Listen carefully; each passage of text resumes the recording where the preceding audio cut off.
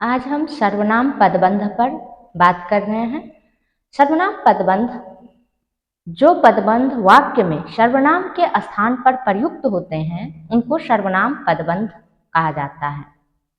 जैसे वह अपने घर चला गया, वाक्य में वह सर्वनाम पद है, जबकि दूसरे वाक्य वह बेचारा अपने घर चला गया, वह के स्थान पर वह बेचारा सर्वनाम पदबंध है।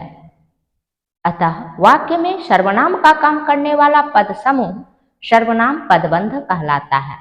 वाक्य में सर्वनाम का काम करने वाला पद समूह सर्वनाम पदबंध कहलाता है। सर्वनाम पदबंध में विशेषक कभी सर्वनाम से पहले, कभी सर्वनाम से बाद और कभी सर्वनाम के बीच में आते हैं। जैसे वह बेचारी करती भी क्या, वाक्य में वह सर्वनाम के बाद बेचारी विशेषक आया है।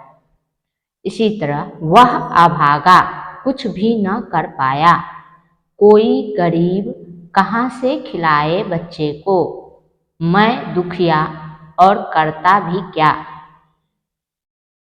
इन वाक्यों में सर्वनाम विशेषक से पहले आया है, जबकि तकदीर का मारा वह कहाँ जाता है, वाक्य में विशेषक सर्वनाम से पहले आया है। इसी तरह देव का मारा वह भटक रहा, इस वाक्य में भी विशेषक सर्वनाम से पहले आया है। उस बेईमान को कौन नहीं जानता, वाक्य में उस को सर्वनाम के बीच में बेईमान विशेषक आया है।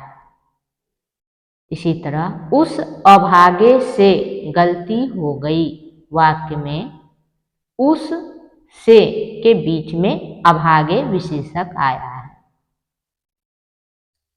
वाक्य में सर्वनाम पदबंध तथा संज्ञा पदबंध दोनों एक ही प्रकार्य करते हैं, अर्थात दोनों के व्याकरणिक प्रकार्य समान होते हैं। अतः वाक्य विश्लेषण के संदर्भ में सर्वनाम पदबंध को भी संज्ञा पदबंध के अंतर्गत शामिल कर लिया जाता है।